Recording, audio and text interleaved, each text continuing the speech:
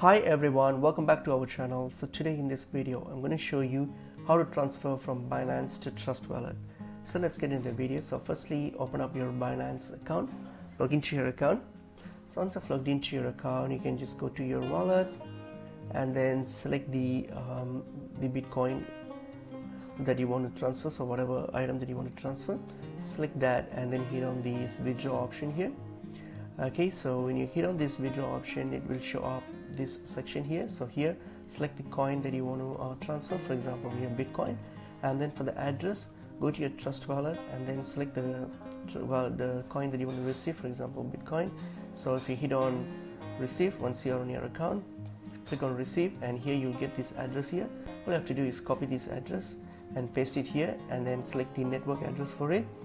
And then once that's done, then what are you going to do on your withdraw amount here option here, select the amount that you wish to send. So once you select that, and then all you have to do is simply complete this transaction, hit next and complete this transaction. In that way you will be able to send from Binance to your Trust Wallet. So that's pretty much it is. Hope this video was helpful. I will see you in another video. Thank you.